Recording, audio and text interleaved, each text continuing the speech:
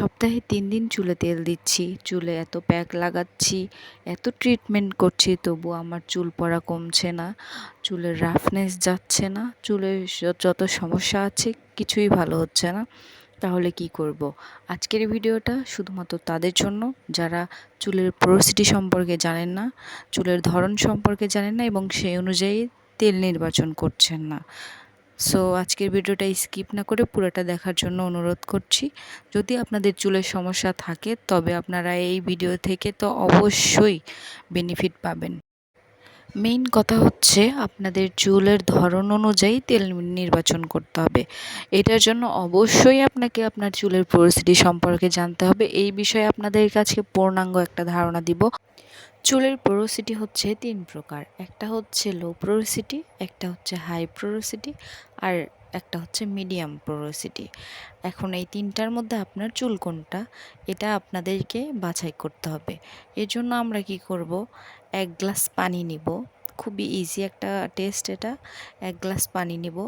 ১ glass পানির মধ্যে আপনার মাথা থেকে ১টা বা ২টা চুল নিয়ে ওই পানির উপর ছেড়ে দিবেন।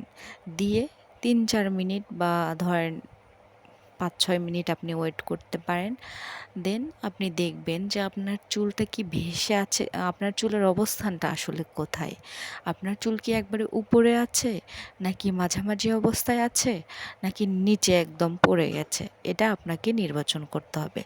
যদি আপনাদের চুল একদম উপরে থাকে তাহলে আপনাদের লো পোরোসিটির চুল, আর যদি মাঝামাঝি অবস্থায় থাকে তাহলে আপনাদের চুল মিডিয়াম, আর যদি নিচে পড়ে যায় তাহলে আপনাদের চুল হাই পোরোসিটি। এখন আমি বলবো যে কোন পোরোসিটির চুলের জন্য কোন কোন তেল নির্বাচন করতে হবে আর আপনার চুলের আপনি কিভাবে যত্ন নেবেন। খুবই সহজ ভাষায় যদি আমি আপনাদেরকে বোঝাতে যাই তাহলে এটা হচ্ছে আপনার চুলের পানির শোষণ ক্ষমতা কতটুকু, আপনাদের চুলের যে কিউটিক্যাল আছে এই কিউটিক্যালগুলো কতটা খোলা বা বন্ধ, তার উপর এই ছিদ্রতা নির্ভর করে। সো আপনার চুল কতটুকু তেল বা পানি অবজার্ভ করতে পারে এর উপর চুলের পোরোসিটি ডিপেন্ড করে। চুলের যে টেস্টের কথা বললাম, এই টেস্ট করার পরে যদি দেখেন আপনাদের চুল একদম উপরে ভাসছে তাহলে আপনাদের চুল হচ্ছে লো পোরোসিটি। লো পোরোসিটির হলে আপনাকে একটা বিষয় খেয়াল রাখতে হবে, আপনি চুলে ভারী কোনো তেল ব্যবহার করতে পারবেন না।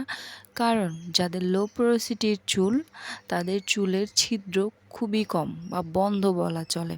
তারা সেই চুলগুলো খুব সহজে পানি বা তেল শুষে নিতে পারে না।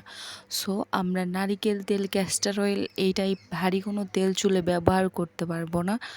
আমাদেরকে হালকা তেল ইউজ করতে হবে, যেমন ধরেন jojoba oil, argan oil, almond oil. আরেকটা বিষয় হচ্ছে কি, আপনারা যখন চুলে তেলটা দিবেন তেল গরম করার চেষ্টা করবেন, বা তেল ইউজ করার পর একটা গরম পানির মধ্যে তোয়ালে দিয়ে সেটা মাথায় চেপে রাখবেন। আসলে একটু হিট পেলে চুলের এই কিউটিকেলগুলো খুলে যায়, তখন তেল অবজার্ভ করতে সুবিধা হয়।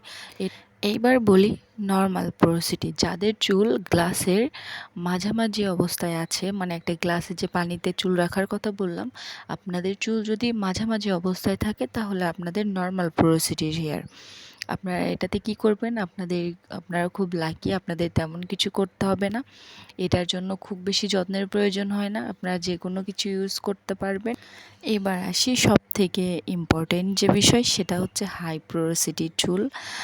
যাদের চুল ওই গ্লাসের একদম তলানিতে চলে আসছে তাদের চুল হচ্ছে হাই পোরোসিটির। আপনাদেরকে আপনাদের চুল সম্পর্কে বিশেষ রকম যত্ন করতে হবে। আর আপনাদের চুল যদি সঠিকভাবে যত্ন না নেন তাহলে অনেক রাফ ফ্রিজি হয়ে যাবে। সো আপনাদেরকে বাড়তি যত্নের প্রয়োজন আছে। এই চুলগুলো মেইনলি অনেক ড্রাই হয়ে থাকে, আর এই চুলের কিউটিকেলগুলো খুবই বেশি খোলা থাকে, খুবই বেশি, যার কারণে এটা দ্রুত পানি বা অয়েল অ্যাবজর্ব করে, আবার দ্রুত ছেড়েও দেয়। এটা হচ্ছে এর সমস্যা।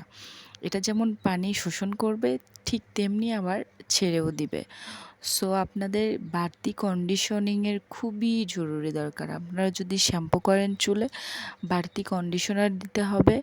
প্লাস আপনাদেরকে একটা বিষয় খেয়াল রাখতে হবে, আপনারা অনেক ভারী তেল চুলে ইউজ করতে পারেন, যেমন নারিকেল তেল আপনাদের জন্য আদর্শ হবে। আপনারা চাইলে ক্যাস্টর অয়েল দিতে পারেন। তবে যে হালকা তেলগুলো আছে সেটি আপনাদের চুলের জন্য উপযোগী বলে আমি মনে করি না। আপনাদের চুলের জন্য ভারী তেলই উপযোগী। সো আপনাদের চুলের বিষয়ে খেয়াল করবেন। আমরা দেখা যায় কি বছরের পর বছর চলে যায়, আমরা এত চুলে অয়েলিং করতেছি তবু চুলের ইমপ্রুভমেন্ট নাই। আশা করি আপনারা বুঝতে পেরেছেন। সবাই ভালো থাকবেন।